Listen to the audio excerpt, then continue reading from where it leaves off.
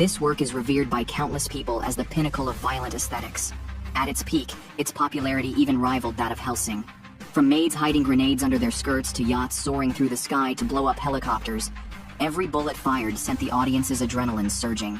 And it all began with an ordinary office worker, Rock. Despite graduating from a prestigious university, he could only land a meager 3,000 monthly salary job, enduring daily workplace bullying without resistance. Yet, he still clung to hope, until a brutal punch to the face shattered his illusions. While escorting company cargo, he was ambushed by pirates.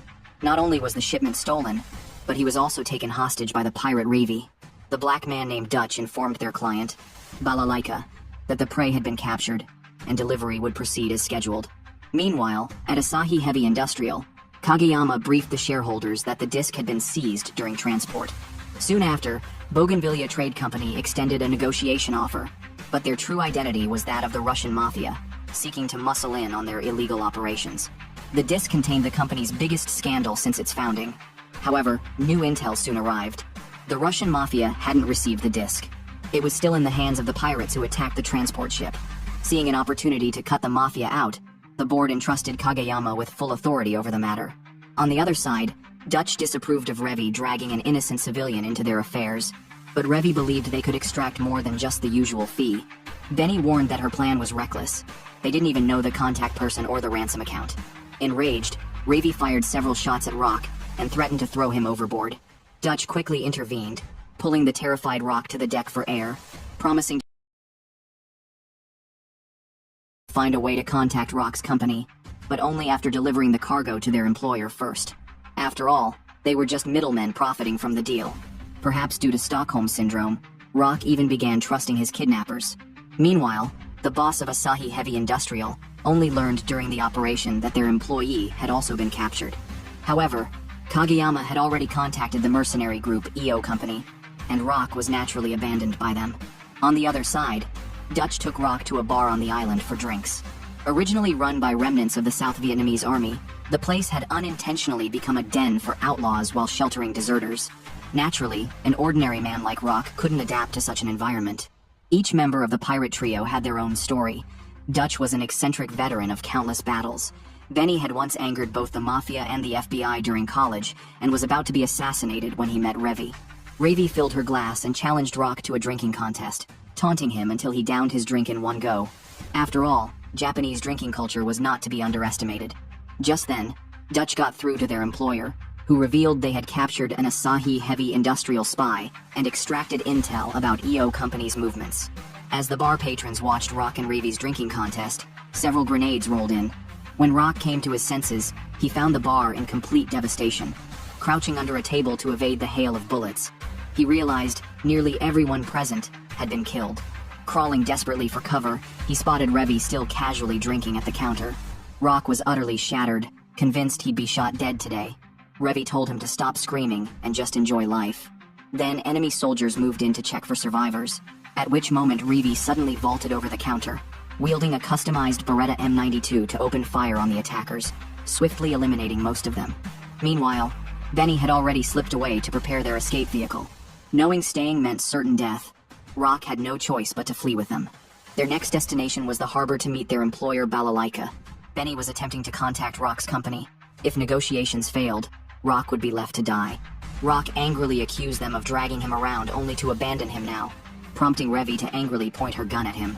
Fortunately, the call connected with Kageyama himself, who surprisingly didn't blame Rock for losing the disc, because it no longer existed. It was then Rock learned the disc contained plans for the company's secret nuclear weapons development assistance to a certain nation, an absolutely unforgivable leak. For all company employees' safety, Rock had to perish at sea. They'd even give him a grand funeral. Upon hearing this, Rock rushed to the deck and vomited violently. At that moment, an armed helicopter came flying toward them, led by none other than Captain, who had attacked them in the bar. Revi tossed Rock a rifle while she grabbed the ship's Barrett and fired at the helicopter. Without hesitation, Rock put on a life jacket and tried to flee, only for Revi to wrestle him to the ground, berating him for being a cowardly deserter. Watching from above, Captain decided to take his time playing with them. Rock could no longer stand being pushed around by everyone. He picked up the rifle and hurled it at the helicopter, only to be met with a barrage of gunfire. Revi furiously scolded him for wasting a weapon. leaving Rock in a helpless rage on the deck. His life was nothing more than collateral for a single disc. After one round of attacks, the helicopter suddenly went quiet. Both Dutch and Benny sensed something was wrong. Their enemy had the firepower to sink them instantly, yet they were just trailing behind. Checking the map, Dutch realized their opponent's plan. Ahead lay only jagged reefs and mangroves, narrowing their path until evasion became impossible. Worse, the enemy would prevent any deviation from the course. With no other choice, they plunged into the dense mangrove area. Captain waited near the wreckage, expecting them to turn back. Soon, they'd hit a dead end, and their only escape would require retracing their path. But in the tight waterways, they'd be riddled with bullets. Their ship was already battered. Though miraculously, the onboard torpedoes remained intact, one hit would have blown them sky high. Then, Rock stepped forward with a bold idea. Dutch thought he'd lost his mind. Their firepower was laughably outmatched. But Rock smirked and laid out his plan. Dutch immediately dismissed it as impossible, yet it was their only shot. Rock was betting on their enemy's sadistic mindset, whether they'd truly dare face them head-on, given how the chase had been nothing but a cat-and-mouse game. With no better options, Dutch agreed to gamble on Rock's desperate scheme. Soon, the helicopter's radar detected the ship's movement as it charged at full speed toward the aircraft. Rock stood at the prow, raising a flare gun high, ready to fire in the opposite direction the moment missiles locked on. Revy aimed the Barrett at the helicopter and opened fire, prompting it to retaliate with missile launches. Rock immediately fired a flare into the sky, intercepting the infrared-guided missile. He and Revy then quickly retreated into the cabin and steered toward the sunken wreck. Captain assumed they were using it as a shield, only for the ship to suddenly use the wreck as a ramp, launching into the air. 2 torpedoes shot straight toward the helicopter. With the plan successful, Rock triumphantly flipped the bird before being knocked unconscious by the violent impact of the ship crashing back into the water. Though the vessel was severely damaged, everyone survived unharmed. Once the adrenaline-fueled rush faded, Rock found himself lost in uncertainty again. The disc was ultimately delivered to Balalaika. With Kageyama already present, the two had further business to discuss. Rock refused to leave with Kageyama, especially since the man had already declared him dead. Balalaika, impressed by Rock, offered him sanctuary should he ever face danger. In the end, Rock joined Dutch's pirate crew, Black Lagoon, having earned their respect through previous battles. After negotiating terms with Balalaika, Kageyama retrieved the disc and salvaged his company's reputation. He was a skilled politician and employee, but a terrible husband and father, treating his family with cold indifference even at home. Meanwhile, the newly minted pirate Rock was already raiding naval ships at sea. Even pirates adhered to a courtesy before force approach. Rock played the diplomat while Revy, shouldering her rocket launcher, embodied the threat. After seizing their spoils, they'd return to port for drinks. Such was the life of a pirate. The harbor of vice, Rowanapur. At the harbor's entrance stands a Buddha statue that should have shone brightly, now standing in wretched form upon the sea. Entering by land, one finds a noose hanging at the gateway. Prepared for whom, no one knows. Rock, who should have been an office worker in Tokyo, now dances with scoundrels in this city. He bought fruits from an old man who appeared pitiful, only to find them disgustingly bitter. This is a gathering place for international criminals, where survival means deceiving one another. By a public phone booth, Dutch demanded $120,000 from his contact, just as Chen pulled up in his car. Furious about Dutch's dealings with the Russians, Chen spat that business had worsened since that woman's arrival. All profitable trades were snatched by the Russians, who now eyed maritime commerce. Chen urged Dutch to cut ties, but Dutch wouldn't hear it. Even criminals have codes. They had helped Chen in a deal, only for his goods to turn defective before he vanished, leaving them the mess. At least Balalaika understood honorable investments better. Chen warned they'd regret this. This is literally a filthy city, crawling with criminals lurking in shadows. Rock, asleep on a couch, was abruptly kicked awake. They had taken Donnie Yen's job to retrieve Vietnamese military loot on Phu Quoc Island. Revy complained about Rock refusing to wear her Hawaiian shirt, clinging stubbornly to his salaryman outfit. Their car sped toward the pier, unaware this job was Chen's trap. Revy scoffed at Rock's clumsy knot-tying once more. Formerly from Asahi Heavy Industrial's supply division, Rock's life had been writing reports and entertaining clients. Homelessness loomed unless he endured it all. When Rock asked about Revy's past, she shut him down cold. Suddenly, Benny detected multiple vessels approaching. No civilian ships would appear in these pirate-infested waters. Assuming it was Border Patrol reconnaissance ships, Benny immediately sounded the red alert. 6 ships pursued them in an encircling formation, clearly a premeditated ambush. Dutch had no choice but to push their vessel to maximum speed. After observing, Revy concluded their pursuers weren't Coast Guard but reckless pirates. When Rock questioned Dutch about their client's background, Dutch admitted he hadn't checked. Then came an incoming transmission. Chen, in exchange for regional toll rights, had persuaded the struggling Luok to hunt down Black Lagoon. Soon surrounded, Dutch abruptly decelerated, causing the flanking ships to unleash full firepower. 2 vessels sank effortlessly. The remaining 4 were Revy's turn. Armed with an M79 grenade launcher, Revy obliterated the nearest ship before switching to a PM63 machine pistol, raking the others with gunfire. Thick smoke from the barrage obscured visibility, preventing reinforcements. Seizing the moment, Revy boarded the 3rd ship and dominated in close combat, emerging unscathed after single-handedly sinking 3 vessels. With 5 ships destroyed, Luok panicked, grabbing the wheel to flee. But from the moment he attacked, he was doomed to become Black Lagoon's prey. Revy fired a 40mm grenade, annihilating Luok's fleet. Rock was stunned. She'd wiped out an entire armada alone. Though uncertain what forged Revy into this, he still trusted her demonic efficiency. Upon learning of Luok's failure, Chen frantically prepared to abscond with the money. However, before he could act, Balalaika cornered him in his home. Listen carefully, you piece of horseshit. Pray. That's about the only thing you can still do while you're alive. Dutch, having made a wasted trip, received a call from Balalaika. As compensation, she invited him to enjoy the beautiful sound of an explosion. She had tied Chen up in the room and blown him to bits. Moreover, they would have more collaborations in the future. In high spirits, Dutch decided to treat his crew to drinks. After Germany's defeat in 1945, a group of German and Japanese officers seized the opportunity to escape by submarine. They spotted an Allied transport ship in the Indian Ocean. The captain intended to attack it, but the lieutenant colonel strongly opposed. There was no need to take such a risk. However, the transport ship carried strategic supplies meant to strike their allies. The lieutenant colonel argued that attacking it would be meaningless, as their nation no longer had a future. This stunned the captain. Yet, even if futile, the battle was unavoidable. The submarine reached the waters of the Indonesian archipelago, only to be surrounded and suppressed by enemy forces. Eventually struck by depth charges, it ran aground. Water flooded the torpedo tubes, causing uncontrollable pressure. Though the flooding was contained to the torpedo room, the submarine was left irreparably crippled.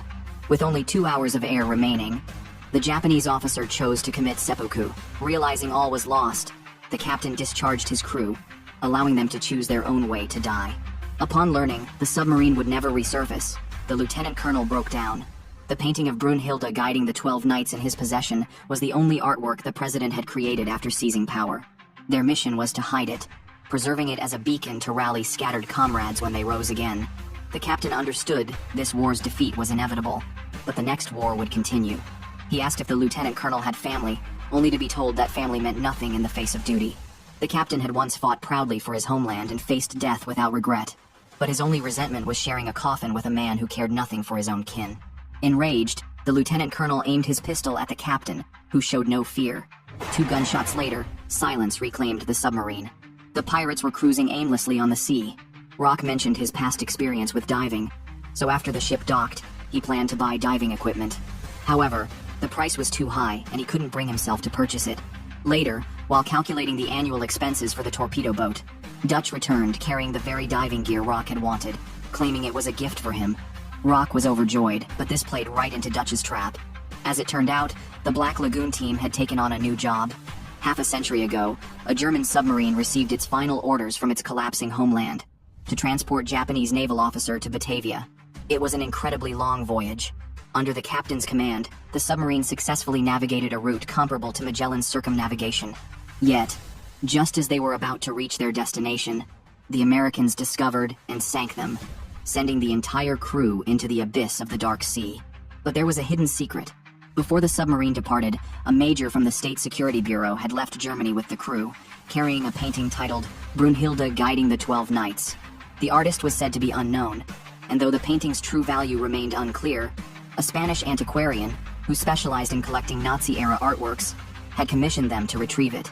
The painting had long been considered lost, but last year, a French telecom company discovered the submarine while repairing undersea cables, and remarkably, it remained watertight.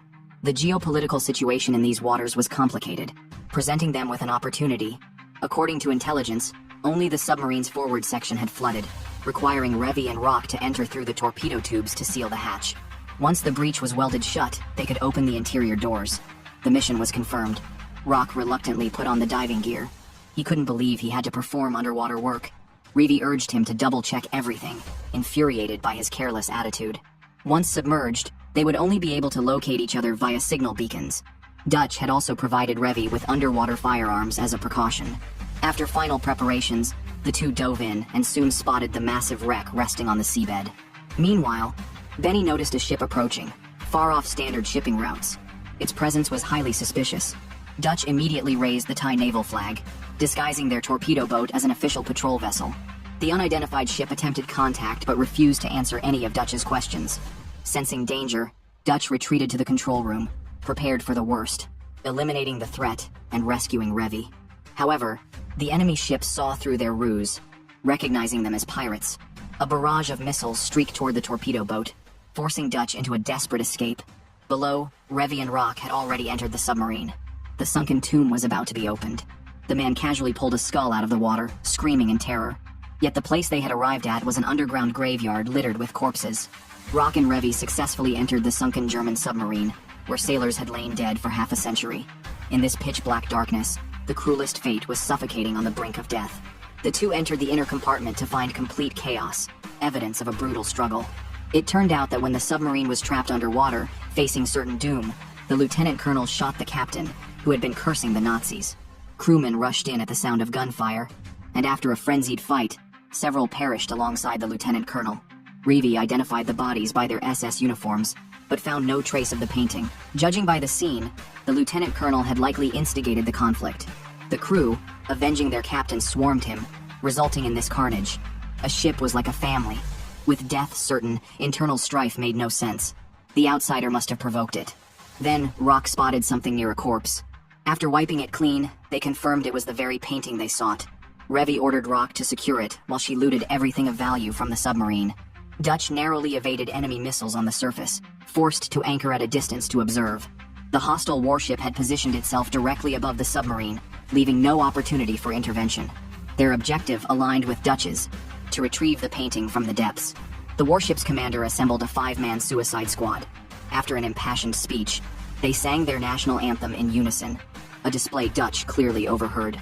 With Revy and Rock still inside the submarine and signal beacons unresponsive, all they could do was debate their beliefs. If given enough time, they might secure the painting first. But Benny soon detected enemy movement. A confrontation within the submarine seemed inevitable. Inside, Revy scavenged valuables while Rock hesitated. Medals were proof of soldiers' sacrifices. They had no right to take them. By the captain's remains, he found a family photograph. To outsiders, these were mere artifacts. But to the living, they held priceless memories. Revy lit a cigarette and challenged Rock, stripped to their essence. All objects were just things.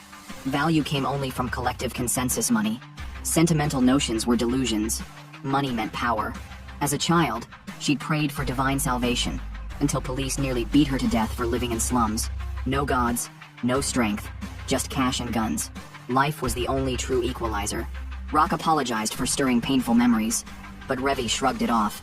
If he kept preaching about value, their partnership would end with a bullet. At that very moment, the submarine suddenly shook as the exit valve was being unscrewed. Revy immediately tensed up, grabbing her gun and ordering Rock to take cover where bullets couldn't reach him. Only ghosts or scoundrels would knock in a place like this. With just one exit leading outside, they were trapped. Once all the intruders descended into the submarine, Revy told Rock to retrieve the painting, but the clumsy man tripped over a corpse, sending the artwork sliding straight toward the enemy. The soldiers seized it and began retreating. Revy refused to let them escape. She suited up in diving gear and pursued them. The soldier carrying the painting alerted his commander about the chase. Benny, tracking the signal beacon's movement, panicked. Revy was clearly charging into a fight, but her equipment was no match for theirs. Surfacing blindly meant certain death, and backup wasn't an option without dooming everyone. Sure enough, the enemy had mounted a heavy machine gun on their ship. The moment Revy surfaced, bullets rained down. Rock yanked her back as she tried to advance. They stood no chance. Watching the two sink beneath the waves, the commander assumed they'd drowned and ordered a withdrawal. It wasn't until dusk that Rock and Revy made it back to their boat. The mission had failed, but this wasn't over. If word got out, their reputation and business would be ruined. The captain was overjoyed to obtain the painting.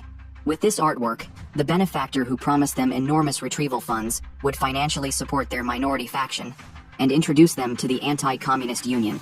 Dutch, however, sensed something amiss. Why would the enemy invest such massive manpower and equipment for a single painting? The scale of resources far exceeded the objective's worth. Rock couldn't shake a bad premonition. Revi, frustrated by the mission's failure, brushed off Rock's attempt to apologize for the submarine incident. Dredging up the past was pointless. Their torpedo boat shadowed the warship undetected. Once the moon set, Dutch and Revi would strike under the cover of lax security. The two sped toward the warship on a dinghy, while the crew drank and celebrated. By the time anyone noticed the intruders, it was too late.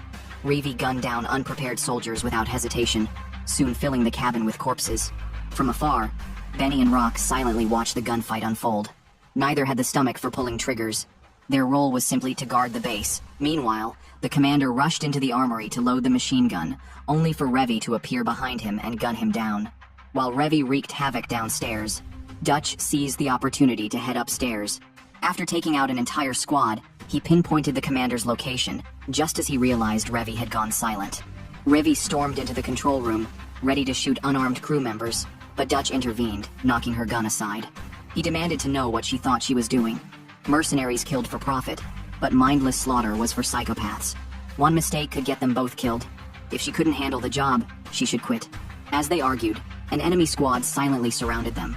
Dutch and Revi aimed their guns at each other, then instantly spun and mowed down the ambushers. Now wasn't the time for infighting. Elsewhere, the warship's captain frantically called his benefactor, reporting intruders and assuring him the crew was fighting back. The man on the line dismissed empty promises. He demanded proof of victory. He wanted the painting. The captain sought entry into his world. Without evidence, trust was impossible. Meanwhile, Revi gradually steadied herself. She always acted erratic when new members joined. Benny had triggered in episode 2. No sooner had she parted ways with Dutch than some fool kicked down a door, bragging about his pistol. Revi ignored him, calmly reloaded, and put a bullet through his skull. Any gun would do, as long as it hit. Dutch barged into the captain's quarters, startling him so badly he fell back into his chair. Seeing the captain on the phone, Dutch politely gestured for him to finish the call. The man on the other end took an interest in Dutch and instructed the captain to hand him the phone. Dutch, having questions of his own, seized the opportunity. His first question was about the true nature of the painting. Beyond the official story, rumors claimed Hitler himself had painted it, but that was false.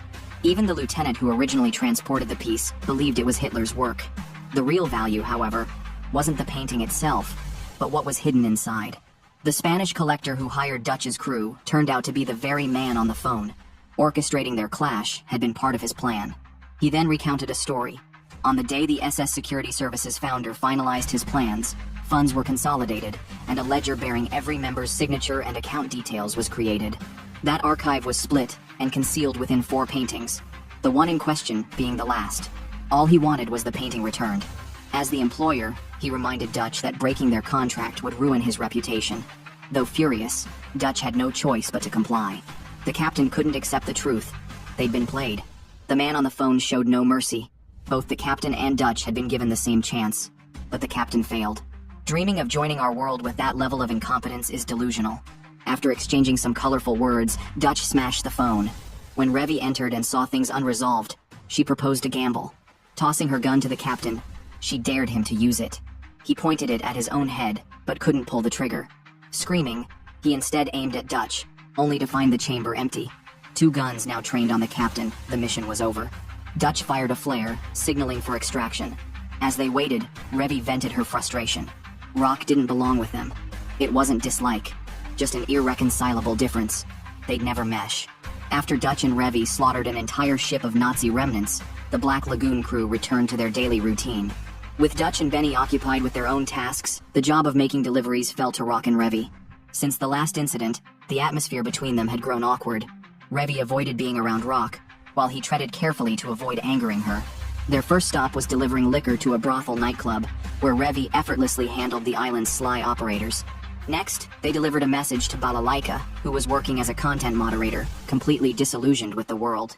That evening, there would be a meeting about unauthorized drug trafficking, and Balalaika instructed them to report any leads. Only one stop remained: picking up firearms from the church. Revi knocked on the door just as the staff were folding freshly laundered sheets. Sister Ida had the goods moved to the warehouse before leading them to the one-eyed elder nun, Yolanda. While the firearms order was complete, the Arwen 37 launchers were delayed. Not due to unavailability, but because another client had priority. Pay more if they wanted them now. Revi refused to accept this last-minute change. Drawing her gun, she faced off against Ida's Glock 17. The nuns, seasoned veterans, remained unfazed by Revi's threats, bluntly telling her to send Dutch for negotiations. Meanwhile, Rock calmly set down his teacup and smoothly shifted the conversation to tea varieties with Yolanda. A former salesman, Rock lacked combat skills but excelled in negotiation. Starting with red tea, he found an opening, then steered straight to the point. He knew the church people were trafficking drugs through unofficial channels, which prompted both Hotel Moscow and the Mafia to investigate. They searched all likely places but found no leads, because the blind spot existed where no one thought to look, like those who could easily cross borders through religious connections. The Charity Foundation workers had no idea they were transporting drugs, and why would freshly laundered bedsheets be stored in a warehouse instead of dormitories? Unless they contained something illicit. Yolanda wouldn't admit drug trafficking just because of Rock's speculation, but Rock never made claims without evidence. The weapon shipment quantities didn't match the ledger records, a discrepancy easily verified.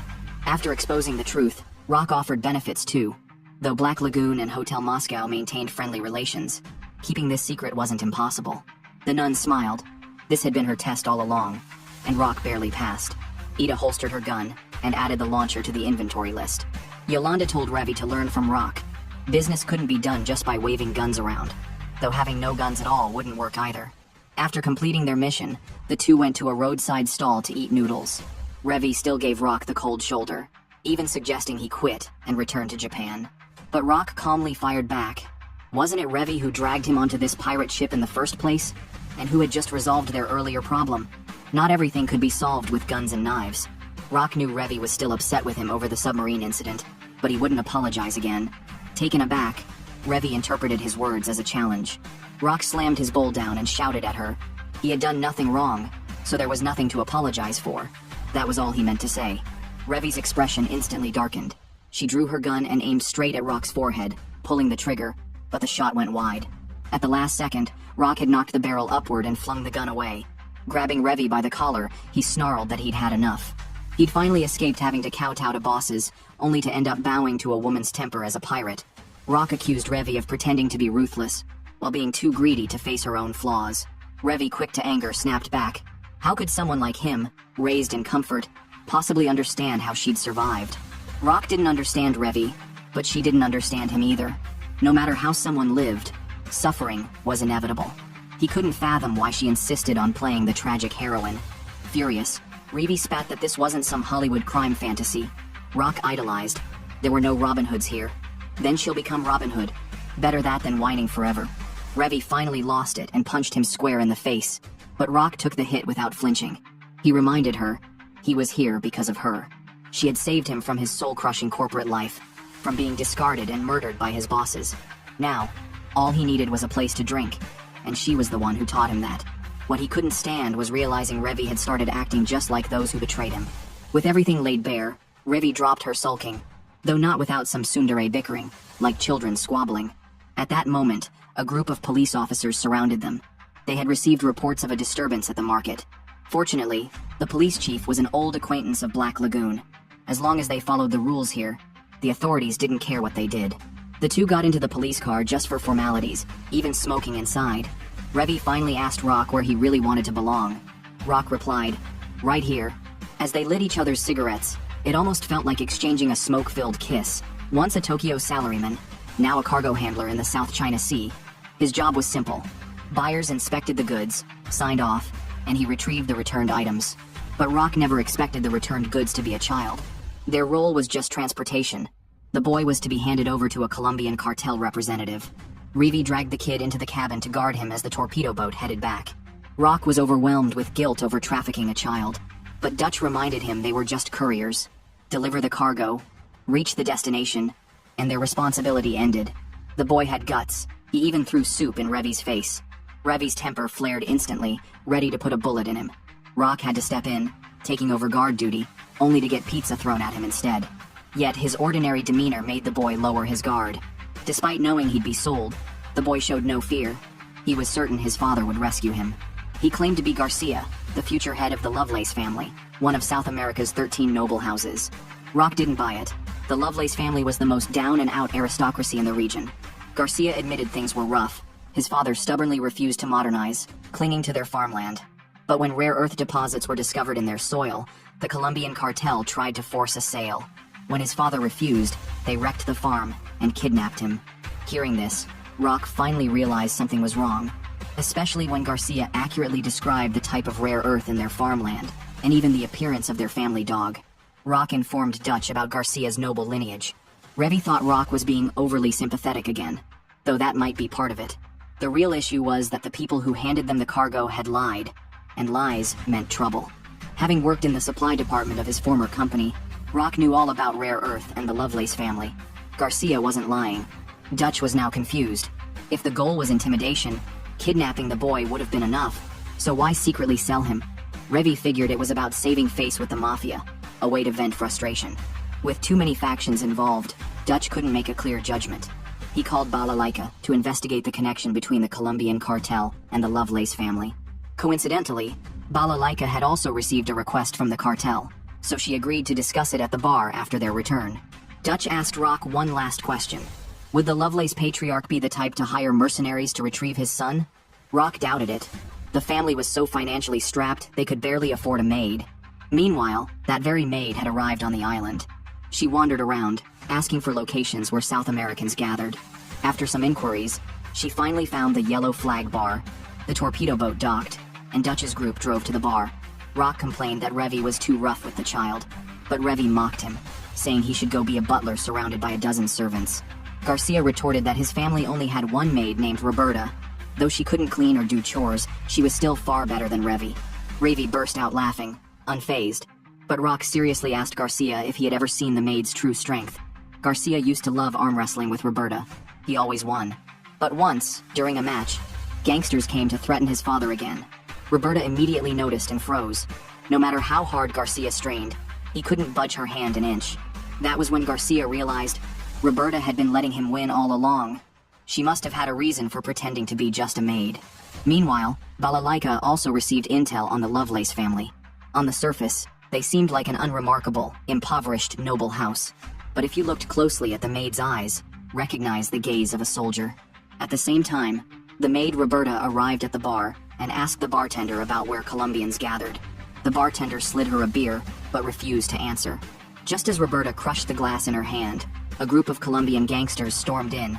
They'd heard a maid was asking around for them. It was clear she had lured them out on purpose. Now that they'd taken the bait, Roberta's objective was complete. When Revy and the others arrived at the bar, they saw a maid wielding a shotgun disguised as an umbrella. She blasted a hole straight through one of the gang members. Enraged, the other gangsters drew their pistols and fired at her in unison. The maid opened her umbrella to block the bullets, but the fragile fabric was quickly riddled with holes. Just as everyone assumed she had been taken down, the unharmed maid raised her gun and switched to slaughter mode.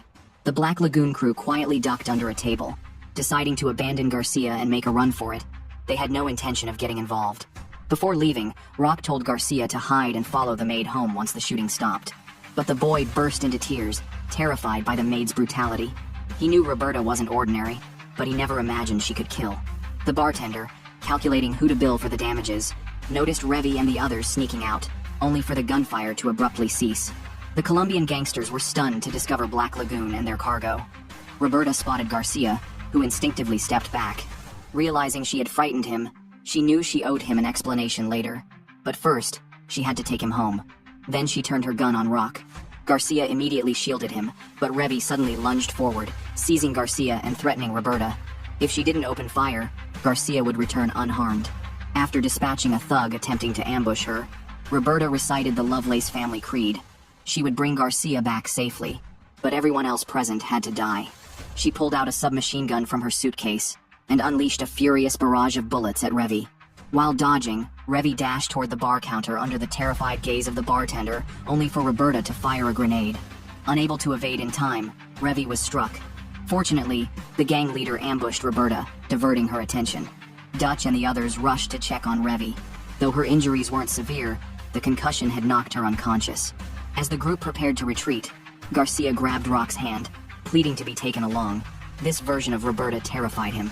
Roberta froze, watching helplessly as Rock led Garcia away.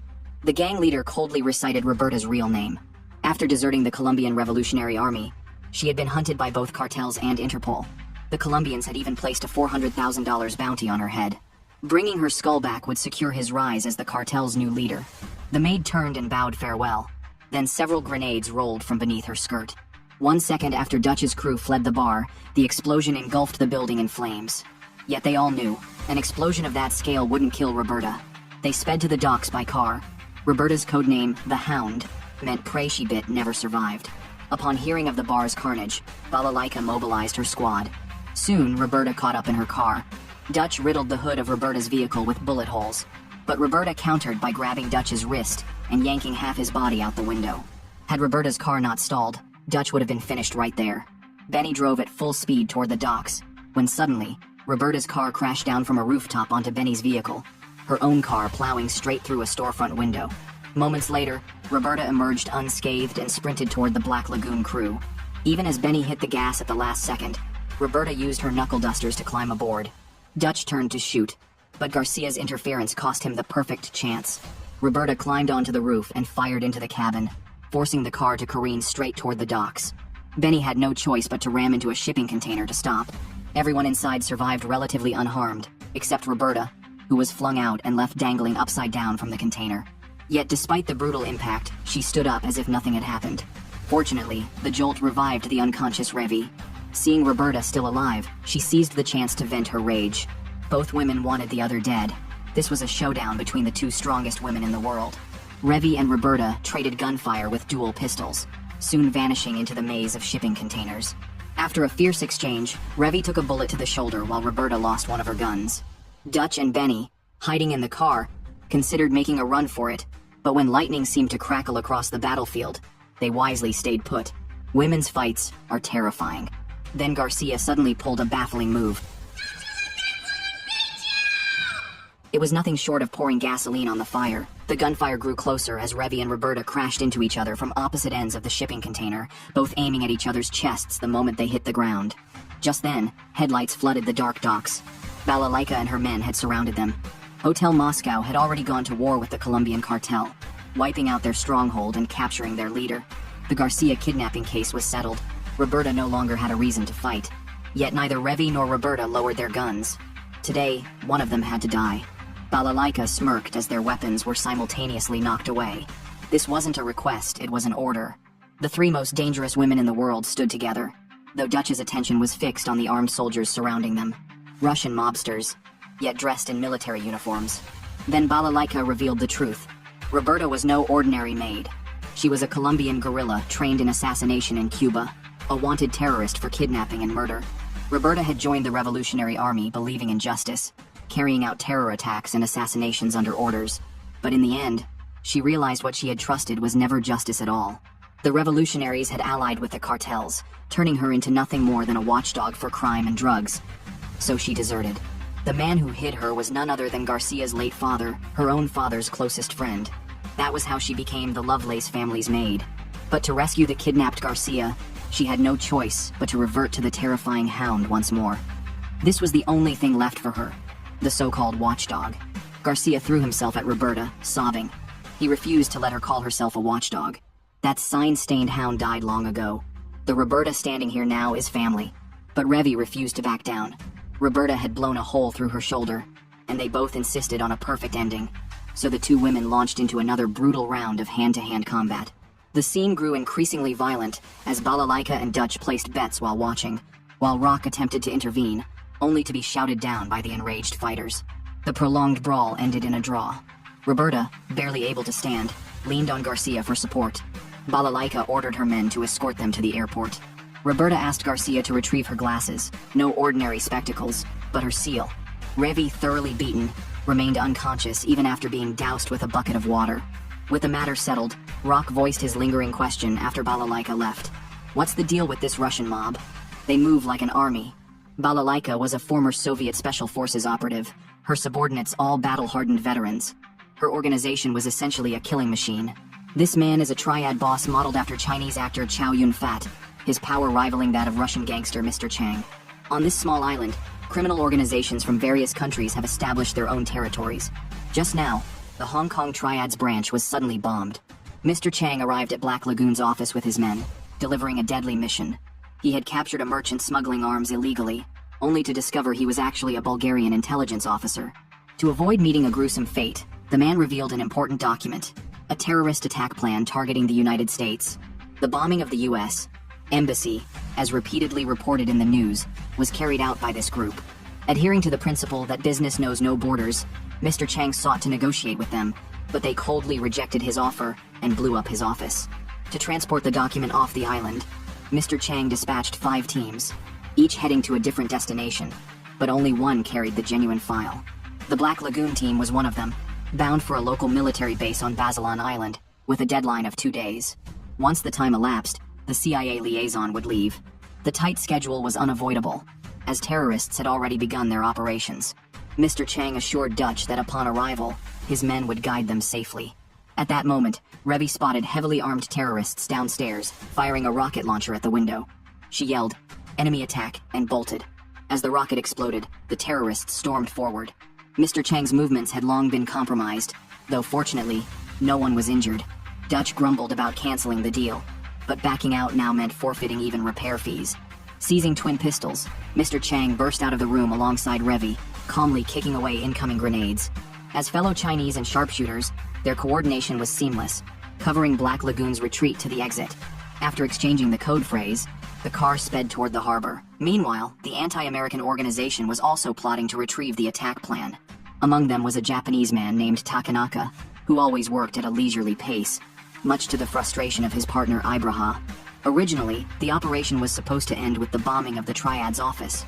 Who would have guessed Mr. Chang would complicate things by arranging 5 separate transport routes? Takanaka immediately dismissed the other methods as too conspicuous, leaving only maritime shipping as the viable option. Declaring himself in charge, Takanaka left to oversee the operation. Elsewhere, Revi grumbled aboard the ship about the Triad's amazingly terrible code phrases. While their fashion and taste were impeccable, their sense of humor was shockingly bad. Upon arriving at the airport, Takanaka received word that Black Lagoon's torpedo boat had already been spotted. He ordered his men to stand by until his arrival, before searching for connecting flights to Southeast Asia. There, he encountered a Japanese man who asked for a light and found Takanaka oddly familiar, unsurprising, given that Takanaka was a nationally wanted terrorist. The fact that he could still board flights was impressive in itself. At night, Revi noticed a suspicious vessel tailing them, prompting Dutch to realize they'd been compromised. He ordered Rock and Revi to disembark discreetly and proceed to Basilan Island while he and Benny acted as decoys on the boat. Simultaneously, Takanaka arrived at the decoy unit's camp on Basilan Island, a special anti-guerrilla operations base that allowed U.S. military agents free access, making it the obvious target for Mr. Chang's plan. Takanaka confidently claimed to have unraveled Mr. Chang's scheme, but Ibraha dismissed it as nonsense. Dutch prepared the speedboat for a split maneuver, planning to regroup at the base after completing the mission. Revi peeked into the case and confirmed it contained the genuine document. Dutch then handed her another note. Mr. Chang had sent additional instructions, which she was supposed to relay to Rock. Without a second thought, Revi tucked the note into her chest, completely forgetting to inform Rock. Under cover of darkness, the speedboat slipped away while the torpedo boat continued past Basilan Island. At dawn, Rock and Revi finally landed on Basilan Island. The town on the island was eerily desolate, with constant gunfights driving away all the ordinary civilians. Just then, a car approached from behind. Revi instantly shoved Rock aside and swiftly drew her gun, but the vehicle stopped right in front of her.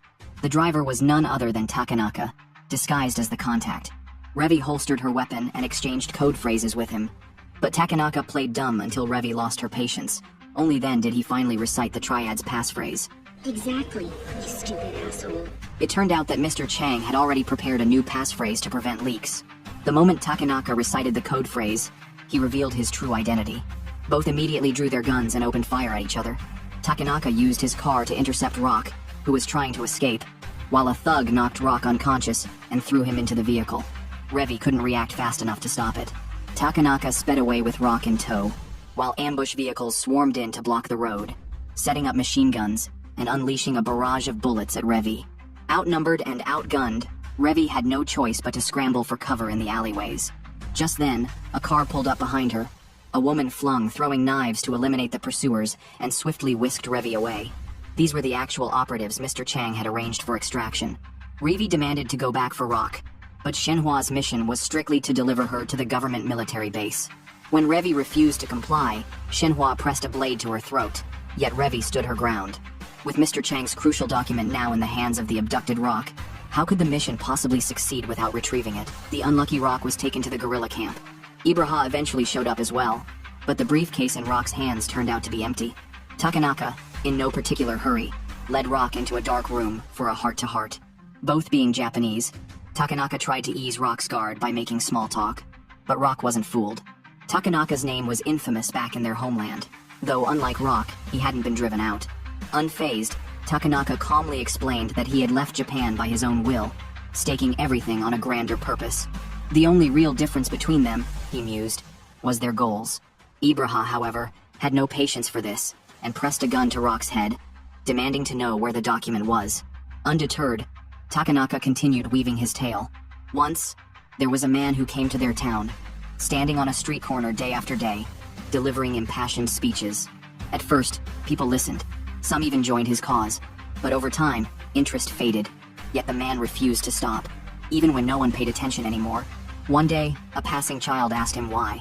The man admitted that he had once believed he could change people's minds, but eventually realized it was an impossible dream.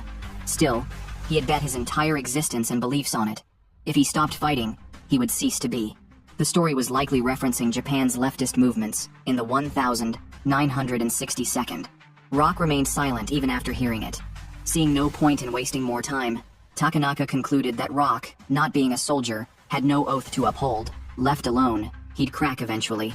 If he didn't talk by tomorrow, they'd just shoot him. Since the document wasn't on him, it had to be with Revi, and she would undoubtedly come back to save him. Meanwhile, Revi and Shenhua were already lying in ambush outside the military camp, waiting for sunset to begin their operation. Takanaka remained unhurried, but Ibraha was practically on fire with impatience. The Thai investigation team had confirmed that the remaining 3 groups were decoys.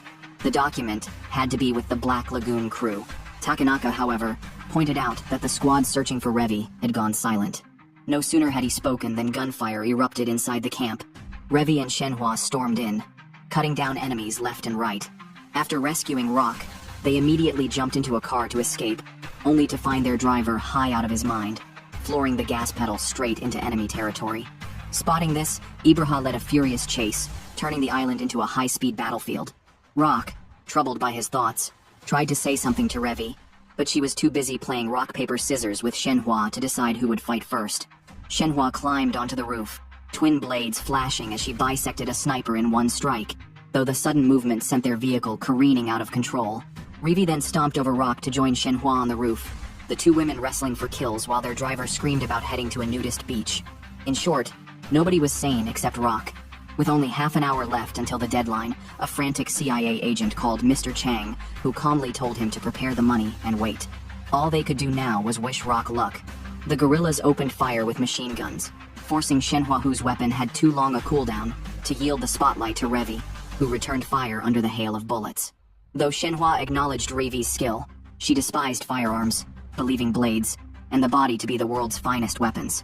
Yet even blades chip, she mused. Guns surpass blades, and atomic bombs surpass guns. Yet such power rests only in politicians' hands. Noticing Rock's gloom, Revi tossed him a cigarette, but instead of cheering up, he only sank deeper into despair. The driver, hallucinating a path lined with bikini-clad women cheering him on, crashed straight into the government military camp.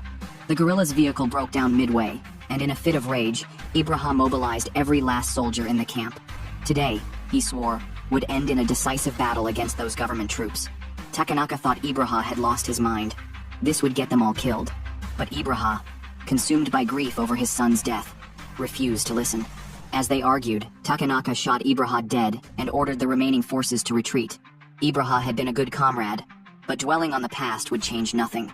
Before dawn, Rock and Revi managed to meet the CIA contact on time, only for Rock to realize he had left the briefcase back at the camp. But Revi casually pulled the document from her chest. She had hidden it long before they even reached the island. Though Revi was a wanted fugitive in the US, arresting her wasn't the CIA's priority. They might even need her for future jobs. With the mission finally complete, Rock stepped forward to thank her, but Revi swore she'd never risk her neck again to save an idiot like him.